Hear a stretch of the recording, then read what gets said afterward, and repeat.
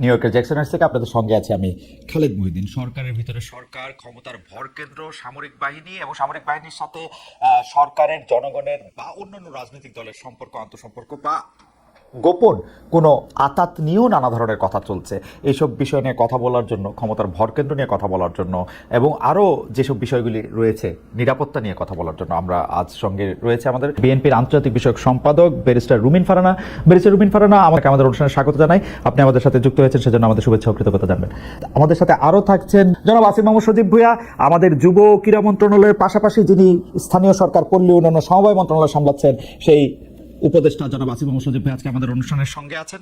আর জনাব আসিফ মাহমুদ সজীব ভাই, আপনাকে আমাদের অনুষ্ঠানের পক্ষ থেকে, সবার পক্ষ থেকে স্বাগত জানাই। আপনি আমাদের সাথে যুক্ত হয়েছেন, সেজন্য আমাদের শুভেচ্ছা ও কৃতজ্ঞতা জানবেন।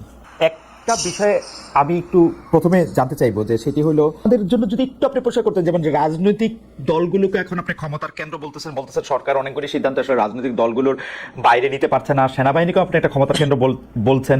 আমরা কি এরকম বলতে পারি, যেরকম আমরা আসলে মানে আমার কানে যেরকম করে কথা আসে, সেটা হচ্ছে যে এখন বাংলাদেশ সরকারের, অর্থাৎ আপনাদের সকল সিদ্ধান্ত নিয়ন্ত্রণ করছে বিএনপি? আমরা কি এরকমভাবে বলতে পারি যে আসলে জেনারেল ওয়াকারের পদপদবীর দিক দিয়ে তিনি আপনাদের সরকারের সরকারকে রিপোর্ট করার কথা থাকলেও কাগজে কলমে অনেক ক্ষেত্রে তিনি একটি পক্ষ হয়েছেন? আপনি কি এরকমটাই বলছেন? বা আপনি যদি এই ব্যাপারটা আরেকটু ব্যাখ্যা করতেন, যে রাজনৈতিক দল বলতে কি শুধু আপনি বিএনপি কে বোঝাচ্ছেন, নাকি জামাত বা এনসিপি কে বোঝাচ্ছেন? ক্ষমতার কেন্দ্র সামরিকায়ন বলতে কি আপনি জেনারেল ওয়াকারকে বোঝাচ্ছেন, নাকি জেনারেল ওয়াকারেরও আয়ত্তের বাইরে এরকম কোনো কিছুর কথা আপনি বলছেন, কোনো বাইরের রাষ্ট্রের? না, আমি আমি আমি এখানকার মানে ক্ষমতার কেন্দ্র বলতে নির্দিষ্ট রাজনৈতিক দল না বলে আমি এখানে পলিটিক্যাল স্টাবলিশমেন্ট যেটা আছে, স্টাবলিশমেন্ট আকারে এখানে বলি। যেমন মনে করেন যে, যদি উদাহরণ দিই যে স্থানীয় সরকার নির্বাচন, আমি তো স্থানীয় সরকার মন্ত্রণালয়ের দায়িত্বে। স্থানীয় সরকার নির্বাচনের সিদ্ধান্ত তো আমি নিতে পারি নাই, আমি না, শুধু আমার সরকারও নিতে পারে নাই, কারণ এখানে রাজনৈতিক দলগুলোর এখন ঐকমত্য কমিশনে যে আলোচনা হয়েছে, সেখানে স্থানীয় সরকার নির্বাচন নিয়ে যে আলোচনা হয়েছে, সেখানে আমার জানা মতে বিএনপি এবং তাদের কয়েকটা সহযোগী দল ছাড়া বাকি সবাই স্থানীয় সরকার নির্বাচনের বিষয়ে একমত ছিল। এবং আমিও চেষ্টা করেছি যে অন্ততপক্ষে, কারণ দিন শেষে নাগরিক সেবা থেকে শুরু করে উন্নয়ন কার্যক্রম যে ব্যাহত হচ্ছে, এবং মানুষ যে প্রতিনিয়ত তার একটা আইডি কার্ড বানাইতে গেলে, বা একটা জন্ম নিবন্ধন, মৃত্যু নিবন্ধন, ওয়ারিশ সনদ, এই প্রত্যেকটা কাজ তো লোকাল গভর্নমেন্টে থেকে হয়, এগুলোতে যে ব্যাহত হচ্ছে, এটার দায়টা তো আমার উপরে আসে, যেহেতু আমি দায়িত্বে আছি। তো কিন্তু যখন সিদ্ধান্ত গ্রহণ প্রক্রিয়া এটা চলে যায়, তখন তো এটা বিভিন্ন এই যে ক্ষমতার যে কেন্দ্রগুলোর কথা আমি বললাম, সেখানে তো গিয়ে হচ্ছে আটকে যাচ্ছে। তো এখানে আমি কোনো নির্দিষ্ট দলের কথা না বলে পলিটিক্যাল স্টাবলিশমেন্টের কথা বলি, এবং কোনো নির্দিষ্ট ব্যক্তির কথা না বলে মিলিটারি স্টাবলিশমেন্টের কথা বলি, যেটা গত 15 বছরে 16 বছরে তৈরি করে যাওয়া হয়েছে। এবং আমি মনে করি যে শুধু এই সরকার না, এই সরকার তো অপেক্ষাকৃত একটা দুর্বল সরকার হিসেবে পরিচিত, এই সরকার না, যে পরবর্তী পলিটিক্যাল গভর্নমেন্ট আসলেও তাদের এই যে আওয়ামী যে এস্টাবলিশমেন্ট বিভিন্ন জায়গায় রয়ে গেছে, এইটার জন্য ভুগতে হবে, একটা দীর্ঘ সময় তাদেরকেও ভুগতে হবে, এবং এইটা সেটেল করাটা খুবই টাফ জব হবে পরবর্তী যে কোনো সরকারের জন্য। আমি আবার একটু জুলাই আন্দোলনের প্রসঙ্গে একটু আসি। আপনি জুলাই আন্দোলন নিয়ে আপনি বই লিখেছেন, কলাম লিখেছেন পত্রপত্রিকায়, কিন্তু আমরা যেটি দেখতে পাচ্ছি যে এই আন্দোলনে কার কৃতিত্ব কত বেশি, সেটি নিয়ে এখন মানে কয়েকদিন পর পর নতুন নতুন করে এটি আলোচনায় আসছে। সর্বশেষ জনাব নাহিদ ইসলাম, জনাব সাদিক কাইম, মানে তিনি সমন্বয়কই ছিলেন না, বা এই জাতীয় কথায় দেখা গেছে যে শিবিরের সাথেও আসলে ছাত্রদের যে দল, রাজনৈতিক দল যারা যেটি গ্রহণ করেছেন, যে এনসিপির একটি দূরত্ব সৃষ্টি হয়েছে, এনসিপির দূরত্ব বিএনপির সঙ্গেও সৃষ্টি হয়েছে, এনসিপির দূরত্ব নানা কারণে জামাতের সঙ্গেও সৃষ্টি হয়েছে, এইসব মিলে এটাকে আপনি আসলে কিভাবে দেখেন? মানে জুলাই আন্দোলনের কৃতিত্ব নিয়ে বা বাটোয়ারা নিয়ে যে এই ব্যাপারটাকে আসলে আপনি কিভাবে দেখেন? অনেক সময় সরকারেরও প্রচন্ড সমালোচনা করা হচ্ছে, কোনো সময় কিংস পার্টি বলে, কোনো সময় এটা বলে, সেটাও যদি একটু মাথা থেকে বলেন। না, সবার তো হচ্ছে মানে দৃষ্টিভঙ্গি এবং লেন্স তো একরকম না। মনে করেন আমি যখন জুলাই গণ অভ্যুত্থান সংঘটিত হয়, সবচেয়ে গুরুত্বপূর্ণ 10টা দিন আমি ডিটেনশনে ছিলাম। তো ওই সময়ের স্টোরিটা আমিও আরেকজন থেকে আমার শুনতে হয়েছে, বা পত্রপত্রিকায় বিভিন্ন জায়গায় আমার দেখতে হয়েছে। প্রথমত 19 জুলাই থেকে 24 জুলাই, এবং পরবর্তীতে আবার 24 জুলাই পরে 2 দিন বেড়েছিলাম, 26 জুলাই থেকে আবার 1 আগস্ট পর্যন্ত ডিটেনশনে থাকা লাগছে। তো আমি আসলে যেভাবে দেখছি, বা আমি যেভাবে সিদ্ধান্ত নিছি, সাদিক কায়েম বলেন বা নাহিদ ইসলাম বলেন বা আরো যারা আছে, আরো যেমন ছাত্রদের রাকিব ভাই আছে, তাদের দেখার দৃষ্টিভঙ্গিটা তো এক না। মনে করেন একটা সিদ্ধান্ত, গুরুত্বপূর্ণ সিদ্ধান্ত নেওয়ার ক্ষেত্রে আমরা যারা স্টেক হোল্ডার আছে, যাদের সাথে যোগাযোগ তখন হচ্ছিল, অন্তত 5-6 জনের সাথে যোগাযোগ করতাম। তো এখন মনে করেন আমি ছাত্রদের রাকিব ভাইয়ের সাথেও যোগাযোগ করলাম, কথা বললাম যে ভাই কালকে আমি এই প্রোগ্রামটা দিতে চাচ্ছি, আমরা কালকে অসহযোগ আন্দোলনের ডাক দিতে চাচ্ছি। সাদিক ভাইয়ের সাথেও কথা বললাম যে অসহযোগ আন্দোলনের ডাক দিতে হবে। আবার এই যোগাযোগটা কিন্তু যে আমার সাথে হচ্ছে তা না, আমার সাথেও কখনো হচ্ছে না, কখনো মাহফুজ ভাইয়ের সাথে হচ্ছে, কখনো নাহিদ ভাইয়ের সাথে হচ্ছে, বিভিন্ন স্তরে হচ্ছে। তো তখন সাদিক ভাই আমাকে একটা পরামর্শ দিল, রাকিব ভাই আমাকে একটা পরামর্শ দিল, আরো 4-5 জন আমাকে আরো তাদের মতো করে পরামর্শ দিল। এখন সাদিক ভাই যদি মনে করে যে আমি পরামর্শ দিছি বলেই এটা হয়েছে, এবং উনি বা ওনার দল যদি এটাই বলে সব জায়গায়, তো এইটা তো হচ্ছে মনে করেন যে যাদের সোশ্যাল মিডিয়া বা মিডিয়ায় ওরকম স্টাবলিশমেন্ট আছে, যাদের ওই সক্ষমতা আছে, ওই লোকবল আছে, তারা তো তাদের ন্যারেটিভটা স্টাবলিশ করার চেষ্টা করে। আবার রাকিব ভাই একটা ন্যারেটিভ দিবেন, রাকিব ভাই বলবে না আমি দিছিলাম পরামর্শটা, এই জন্য এটা হয়েছে।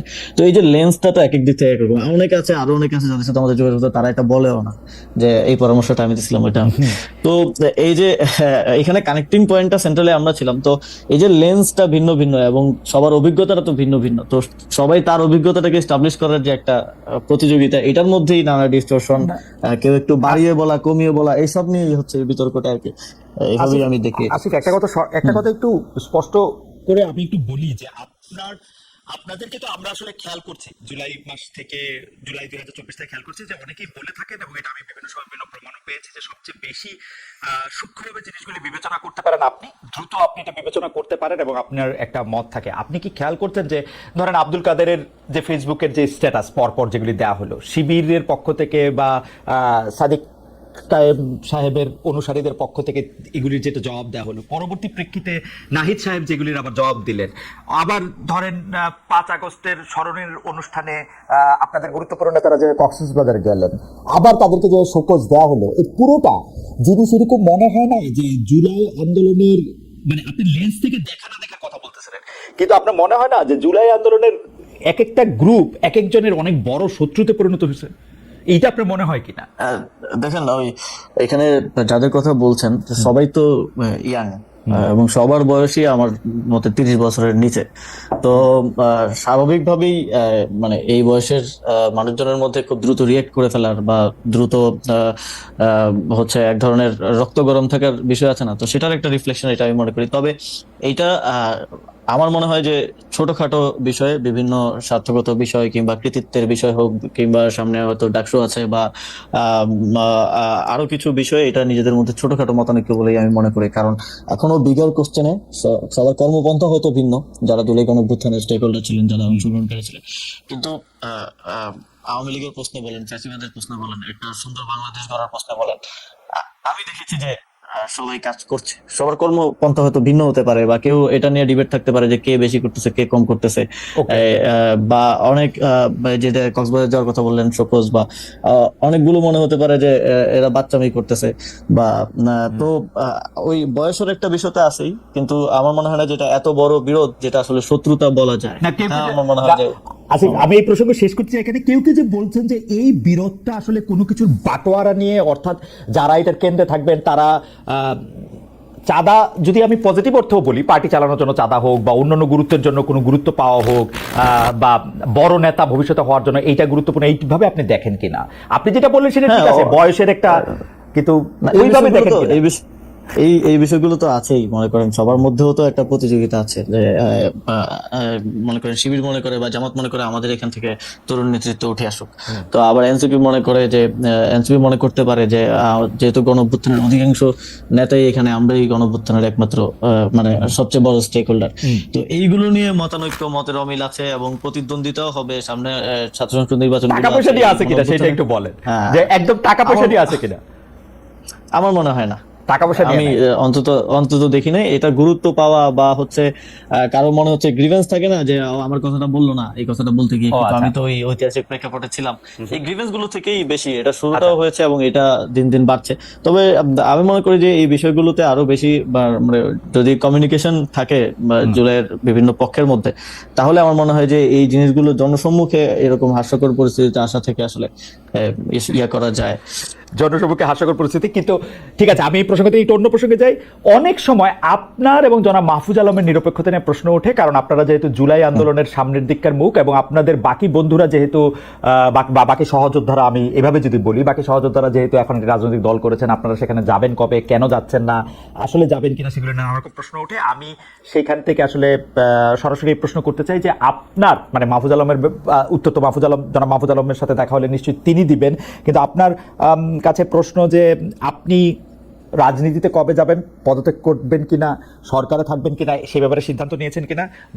অনেকেই বলে থাকেন যে আপনি হয়তো রাজনীতি করবেন, ভোটও করবেন, কিন্তু যতদিন পারা যাচ্ছে ততদিন আপনি আপনার সরকারি বাসভবনে বা সরকারি পদে থাকতে চান।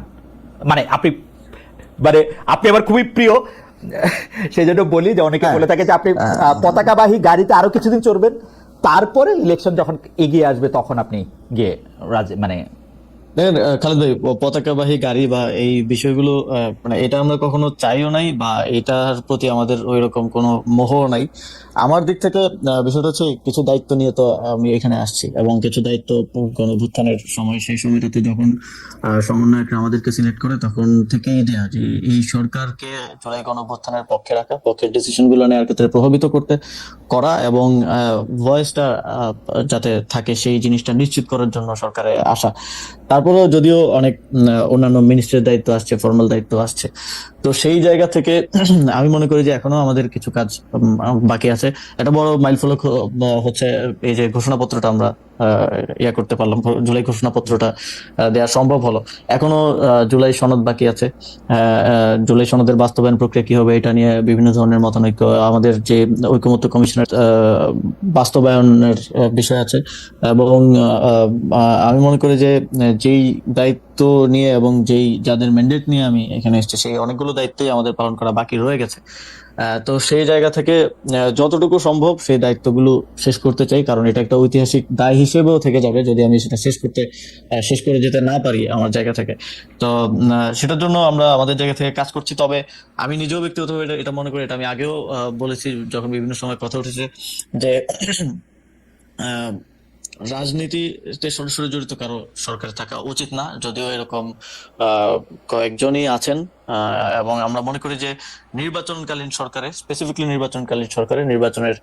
কালীন সরকারে শুধু নির্বাচন করব কি করব না সেটার জন্য না, যদি আমি নির্বাচন নাও করি তাহলেও নির্বাচনকালীন সরকার আমার থাকা উচিত না, যেহেতু এটা নিয়ে কনসার্ন আছে। এবং আমাদের গণতান্ত্রিক রূপান্তরের একটা মানে আমাদের জুলাই গণঅভ্যুত্থানে যদি 3টা ম্যান্ডেট আমি ধরি, যে বিচার সংস্কার এবং গণতান্ত্রিক রূপান্তর, তো গণতান্ত্রিক রূপান্তরের যেই দায়িত্ব আছে এবং সেখানে কনফ্লিক্ট অফ ইন্টারেস্ট এড়িয়ে চলার যে বিষয় আছে, সেখান থেকে আমি মনে করি যে রাজনীতিতে যুক্ত হওয়ার ইচ্ছা আছে এরকম কারোই নির্বাচনকালীন সরকারে থাকা উচিত না, তফসিলের আগেই তাদের আসলে।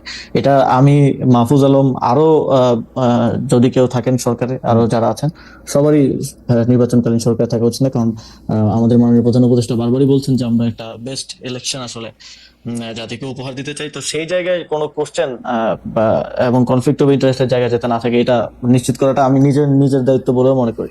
ওকে, তাহলে এখানে আবার দুইটা প্রশ্ন আছে। তার আগে শুধু এই লাইনে জেনে নিতে যে আপনি বলতেছেন যার রাজনীতি করার ইচ্ছা আছে বা যারা রাজনীতি থাকবেন তিনি নির্বাচন করুক আর না করুক, নির্বাচনকালীন সরকারে থাকা উচিত না। আপনার কি রাজনীতি করার ইচ্ছা আছে? অর্থাৎ দেশে এই যে জাতীয় সঙ্গীত, জাতীয় পতাকা, 71-এর স্বাধীনতার পক্ষে কথা বলা, বা কারা তার সঙ্গী হবে, কারা জঙ্গি হবে, এই জিনিসগুলি কিন্তু 78 সালের পর থেকে, বিএনপির প্রতিষ্ঠার পর থেকে বিএনপি আসলে লিড করেছে, জাতিকে বিএনপি পথ দেখিয়েছে, বিএনপি ইনক্লুশন করেছে। বিএনপি আজকে যাদেরকে মুনাফিক বলে তাদের গাড়িতে জাতীয় পতাকা দিয়েছে। বিএনপি পলিটিক্যালি তাদের দীর্ঘদিনের পরীক্ষিত রাজনৈতিক নেতাদের বঞ্চিত করে জামাত নেতাদের হাতে ধানের শীষ তুলে দিয়েছে, জোট করে যা করার না তাও করেছে। এখন হঠাৎ করে জামাত এত খারাপ হয়ে গেল, আমি জনাব ইশাকের সাথে একদম একমত। যদি আজকে সিনারিওতে আওয়ামী লীগ থাকতো, ওর যদি জামাতকে লাগতো, তখন কিন্তু জামাত এত খারাপ হইতো না। বিএনপির এই রাজনীতিটাকে আপনি অনেক স্বার্থবাদী, মানে আপনি আপনাদের এই রাজনীতিটাকে অনেক স্বার্থবাদিতার রাজনীতি আপনি মনে করেন কিনা? দেখুন, বিএনপি ভোটের রাজনীতি করে, আওয়ামী লীগও ভোটের রাজনীতি করে, বাংলাদেশে এই ভোটের রাজনীতিতে, বাংলাদেশে নয় মানে সারা বিশ্বব্যাপী ভোটের রাজনীতিতে জোট একটা খুবই কমন একটা ফেনোমেনা, এবং সেই জোট গঠন আওয়ামী লীগও যেমন এক সময়ে জামাতের সঙ্গে যুগপৎ আন্দোলন করেছে, বিএনপিও সেভাবে জামাতের সঙ্গে 2001 সালে গিয়ে জোট করেছে। কিন্তু গত 15 বছর আমরা যেভাবে মুক্তিযুদ্ধের ইতিহাস বিকৃতি, সকল কৃতিত্ব একজনের হাতে দিয়ে দেওয়া, মুক্তিযোদ্ধার তালিকার মধ্যে হাজারে হাজারে ভুয়া মুক্তিযোদ্ধা ঢোকানো, কিংবা ধরুন একেবারে legal frame digital security act করে দিয়ে মুক্তিযুদ্ধের ব্যাপারে কি বলারও করা হয়েছে। বিএনপি কিন্তু 3বার রাষ্ট্র পরিচালনার দায়িত্বে ছিল অতীতে, কিন্তু কখনো কিন্তু আমরা তেমনটি ঘটতে দেখি নাই। হ্যাঁ, আমি অস্বীকার করবার কোনো উপায় নাই, বিএনপি জামাতের সঙ্গে জোটের রাজনীতি করেছে, বিএনপি নিজামী গাড়িতে পতাকা তুলে দিয়েছে, মন্ত্রিত্ব দিয়েছে, এগুলো অস্বীকার করবার কিছু নেই, এগুলো ইতিহাস, এগুলো আমরা সকলেই জানি। তবে বাংলাদেশের রাজাকারের গাড়িতে প্রথম পতাকা আওয়ামী লীগ কিন্তু যখন ক্ষমতায় এসেছিল 96 সালে, তখন কিন্তু তারা তুলে দিয়েছিল নুরু রাজাকারের গাড়িতে, আমি যদি নামটা যদি ভুল না করে থাকি, তারা তুলে দিয়েছিল। সো একটা বিষয় বলেন। না, আমি কিছু বলতে চাইতেছি না, আমি শুধু মনে করাই দিতে চাচ্ছি যে মানে আমি এটা আওয়ামী লীগের আমলে বিএনপি নেতৃবৃন্দকে খুব বলতাম, সরি আওয়ামী লীগের নেতৃবৃন্দকে খুব বলতাম, কিছু হলে বিএনপি জামাতের দোষ দিত, তো আমি ওদেরকে মনে করাই দিতাম যে ভাই আপনি তো দল করেন আওয়ামী লীগ, বিএনপি জামাত কি করলো সেটার অনুসরণ কেন করেন?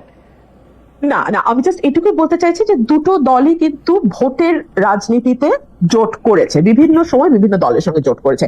আমি আজকে একটা খবরের দিকে আপনার একটু দৃষ্টি আকর্ষণ করি। বাংলা আত্মরের ইতিহাস পরিবর্তনের উদ্যোগ ইউনূস সরকারের, isn't it a very alarming news? এবং সেই নিউজটার ভেতরে যখন আপনি ঢুকবেন, আপনি দেখবেন সেখানে বলা হচ্ছে জামাতে ইসলামী আরো দুটো দল, হ্যাঁ এই দুটো দল ইসলামপন্থী, তাদের ব্যাপারে 71-এর এই দল তিনটার নাম বাদ দিতে হবে ইতিহাস থেকে। পরবর্তীতে এই ব্যাপারে জামুকা জানতোই না, যখন জানতে পারলো তখন তাদের তীব্র প্রতিবাদের মুখে এইটুকু বলা হলো যে তৎকালীন জামাতে ইসলামী এবং অন্য দুটি ইসলামিক দলের আগে তৎকালীন শব্দটা বসিয়ে দেয়া হবে। তো আমি মাত্র কিছুক্ষণ আগে আমি নিউজটা দেখেছি, সো আমি আসলে পুরোটা পড়তে পারিনি। এই নিউজটার ভেতরে খুব পরিষ্কার বলে দেওয়া আছে যে মুক্তিযুদ্ধের ইতিহাস থেকে কিভাবে জামাতকে এবং জামাতের অ্যালাইড যে পলিটিক্যাল পার্টিগুলো ছিল সেই সময় তাদেরকে বাদ দেবার একটি চেষ্টা আমরা লক্ষ্য করছি। আপনি দেখুন এই সরকারের আগে যে সরকারটি ছিল ইমিডিয়েটলি বিফোর আওয়ামী লীগের যে সরকার, তাদের ব্যাপারে আমি সংসদে দাঁড়িয়ে একবার বলেছিলাম যে বাংলাদেশের ইতিহাসে এত বেশি মুক্তিযুদ্ধের বিপক্ষের কোন শক্তি আওয়ামী লীগের মতন কোনোদিন ক্ষমতায় আসে নাই। বিকজ আওয়ামী লীগ যেটা করেছে, বাংলাদেশের মুক্তিযুদ্ধের যে মূল স্পিরিট, সাম্য, মানবিক মর্যাদা, সামাজিক ন্যায় বিচার এবং গণতন্ত্র, এই প্রতিটা জিনিসকে গত 15 বছরে তারা ধ্বংস করে দিয়েছে। আমি একটু আপনার সাথে শামিল হই এই ব্যাপারে, আমি আপনার সাথে সম্পূর্ণ একমত। আওয়ামী লীগ সবচেয়ে বেশি মুক্তিযুদ্ধের যে স্পিরিটটার কথা তারা বলেছে তার বিপক্ষে তার প্রতিটা অবস্থা ছিল, কি বলে প্রাতিষ্ঠানিক মানে প্রতিষ্ঠানগুলিকে ধ্বংস করা থেকে শুরু করে গণতন্ত্রকে বজায় না রাখা, মানে সমাজতন্ত্র নিশ্চিত না করা, ধর্মনিরপেক্ষতা, জাতীয়তাবাদের ক্ষেত্রে তারা 10-0 পেয়েছে। কিন্তু আপনি যদি একটু বিএনপি রাজনীতিটা যদি একটু বলেন একটু সুবিধা। দেখুন, বিএনপির হাত ধরে কিন্তু এই যে চতুর্থ সংশোধনী, যেটা বাংলাদেশের সংবিধানের মূল স্পিরিটটাকে নষ্ট করে দেয়, একদলীয় শাসন ব্যবস্থার দিকে নিয়ে যায়, আজীবন রাষ্ট্রপতি ঘোষণা করার দিকে নিয়ে যায়, সেই জায়গা থেকে বাংলাদেশকে মুক্ত কিন্তু বিএনপি করেছে। বাংলাদেশের সংসদীয় গণতন্ত্র সেটাও বিএনপির হাত ধরে এসছে। আমি একবারও বলছি না যে বিএনপির শাসন আমলে বাংলাদেশ বেহেশত ছিল, বাট তারপরেও তো রাজনীতির আলোচনা তুলনামূলকের ভিত্তিতেই হয় সবসময়। তো অন্য যে পলিটিক্যাল পার্টিগুলো ক্ষমতায় ছিল তার চেয়ে বিএনপির পারফরমেন্সের দিক থেকে যদি আপনি হিসাব করেন, কোন দল পারফেক্ট না, কিন্তু তারপরেও যদি আপনি তুলনামূলক একটি চিত্র করেন, তাহলে বিএনপির সঙ্গে আমি খুবই বিনীত ভাই বলি অন্য কোন রাজনৈতিক দলের কোনো তুলনাই হয় না। আপনি দেখুন, বিএনপি 31 দফা দেওয়ার আগে ভিশন 2030 দিয়েছিল, সেটা দিয়েছিল 2016 সালে দেশনেত্রী বেগম খালেদা জিয়া। খুব ইন্টারেস্টিং, বিএনপি অনেকগুলি সংস্কার প্রস্তাব করেছে, 31 দফা খুব ভালো, কিন্তু যেই বিএনপি বুঝতে পেরেছে তারা ক্ষমতার খুব কাছাকাছি এসছে, তখন সকল ধরনের সংস্কারের বিপক্ষে তারা একটা দাঁড়িয়ে গেছে, কারণ তারা বুঝতে পারতেছে যে তাদেরকে আওয়ামী লীগের মতো করে দেশ শাসন করতে হবে, তাদেরকে আরেকজন মানে আমি কি বলবো, মানে শেখ হাসিনাকে আদর্শ মেনেই প্রধানমন্ত্রী হতে হবে। একদম না খালেদ ভাই, আমি আপনাকে খুবই বিনীতভাবে আমি আপনার সঙ্গে ডিফার আপনি করছি। একটু আপনি একটু সময় দেন, আমি বলি কেন ডিফার করছি। জি। আচ্ছা, বিএনপি যেটা বলেছে যে যেই সংস্কারগুলো মূল, যেমন প্রধানমন্ত্রী, রাষ্ট্রপতি, মন্ত্রী পরিষদের মধ্যে ক্ষমতার ভারসাম্য, এক ব্যক্তি পরপর দুইবারের বেশি প্রধানমন্ত্রী হতে না পারা, সংবিধানে সংসদে আপার হাউস লোয়ার হাউসের প্রভিশন আনা, আর্টিকেল 70 সংশোধন করা, এই প্রতিটাই কিন্তু সাংবিধানিক সংস্কার। এবং সাংবিধানিক সংস্কার আর্টিকেল 142 অনুযায়ী একটা নির্বাচিত সংসদ ছাড়া, যেই সংসদে 2/3 মেজরিটির ভোট লাগবে, মানে টু থার্ড সংসদ সদস্যের ভোট লাগবে সংবিধানে কোনো পরিবর্তন বা সংস্কার আনতে। সো বিএনপি বলেছে যে যদি আগামীতে বিএনপি বা যে দলের রাষ্ট্র ক্ষমতায় যায়, সংবিধান সংস্কার করার জন্য 2/3 মেজরিটি দরকার। তো সেই 2/3 মেজরিটি যদি তারা পায়, তাহলে ডেফিনেটলি তারা এই সংস্কারগুলো করবে। আর যে জায়গাটাতে আমি বলছিলাম যে 2016 সালে কিন্তু বিএনপি একটু যদি শেষ করেন, ক্ষমতা থেকে বহু- বেঁচে পারে না, যদি একটু শেষ করেন, তবে বিএনপির এই বক্তব্য আমার কাছে বিশ্বাস করার কোনো কারণ নাই। কারণ হচ্ছে যে বিএনপি বলছিল যে বিচার বিভাগকে আলাদা করবে, সেটা ব্যারিস্টার সৈয়দ ইশতিয়াক আহমেদের সময়, আপনার 2001 সালে আপনি মনে থাকবেন, তিনি আলাদা করতে চেয়েছিলেন, বিএনপি বলেছিল যে ক্ষমতা এসে করবে, 5 বছর কিন্তু করে নাই। আর এখন এখন এখন এখন তো ওই সময় তো করবে বলে করে নাই, এখন করবে না বলতেছে, এখন কি আর করবে জীবনে? খালেদ ভাই, আমি শুধু বলবো যে সময়ই এই কথাগুলোর উত্তর দেবে। বিচার বিভাগ স্বাধীন করবে না, এটা কি বিএনপি একবারও বলেছে? স্বাধীন বিচার ওইটা বিভাগ করবে কিন্তু- বলছিল, ওইটা করবে বলছিল, তারপরেও করে নাই। এটা তো সংস্কার তো করবে করে না, নাই। মানে দুইবারে বেশি প্রধানমন্ত্রী থাকতে পারবে না, এটা করবে না বলছে বিএনপি, তাইলে কি আর করবে? ওইটা আমি করবে প্রশ্ন বলছিল। বুঝে confused হয়ে গেছি। না বেঁচে পারেন, আমি আপনাকে বলি, বিচার বিভাগ আলাদা করার ব্যাপারে সকল প্রস্তুতি ব্যারিস্টার সৈয়দ ইশতিয়াক আহমেদ আইন উপদেষ্টা হিসেবে নিয়ে রেখেছিলেন 2001 সালে। তখন এটি করতে চেয়েছিলেন, বিএনপির পক্ষ থেকে বলা হয়েছিল আমরা আসি, আমরা এটি করব। তারপরে 2001 থেকে 2006 সাল পর্যন্ত বিএনপি ক্ষমতায় ছিল, বিচার বিভাগ আলাদা হতে সময় লেগেছে আরেকটি তত্ত্বাবধায়ক সরকার আসা। তো সেটি তো তারা বলছিল যে তারা করবে, তাও 5 বছরে করে নাই। এই ক্ষেত্রে তারা বলতেছে যে দুইবারের বেশি প্রধানমন্ত্রী না থাকার যে অপশন, সেটা তারা কোনোদিন মানবে না। তো যেটা মানবে না, এটাকে আর কোনোদিন করবে না, এটা করবে না। কেন করবে না আমি সেটা আপনাকে বলি। বলেছে বিএনপি এটুকু বলেছে যে পরপর দুবারের বেশি, মানে থার্ড টার্মে সে প্রধানমন্ত্রী হতে পারবে না, এটা বলেছে। আচ্ছা, আপনি আমাকে দেখান তো জি। ওয়েস্টমিনিস্টার ডেমোক্রেসি যে দেশগুলো আছে, হ্যাঁ, সেখানে কি একটা দল তারা আগে থেকে বলে যে না, পরপর দুবারের বেশি আমরা একজনকে প্রধানমন্ত্রী করব না, বা আমরা পরপর 3বারের বেশি একজনকে করব না, বা একবারের বেশি একজনকে করব না? এটা তো দলের নিজস্ব সিদ্ধান্ত যে তারা কাকে প্রধানমন্ত্রী করবে, কাকে প্রধানমন্ত্রী Absolutely. করবে না। এই Absolutely. স্বাধীনতাটুকুকে আমরা দলকে দিব না? হ্যাঁ দিব, বেঁচে পারে না, বেঁচে পারে না। আমি আপনার কাছে আবার আসবো, জনাব ইশাককে একটু শুনে আসি। শুধু আমি একটু এটা বলে রাখি, দলের কোনো সিদ্ধান্ত নেওয়ার ক্ষমতা নাই দলের টপকে চেঞ্জ করার। আমরা গত 40 বছরে তাই দেখছি। ওয়েস্টমিনিস্টারের উদাহরণ আপনি দিলেন, ওয়েস্টমিনিস্টার ডেমোক্রেসি বাংলাদেশে আইসা ওই যে, মানে আমি কি বলবো, পথিক তুমি পথ হারাই আছো, আমরা নামে বলি আর কি, যে মানে ওয়েস্টমিনিস্টার ডেমোক্রেসি বাংলাদেশে এসে একটা ডিফারেন্ট ডেমোক্রেসি। এটা আসলে আমাদের স্টাইল। আমি একটু জনাব ইশাকের কাছে, না আপনার কাছে আসি আমি, বেঁচে ফারানা, আপনি এই বিষয়ে একটু নতুন করে একটু বলবেন।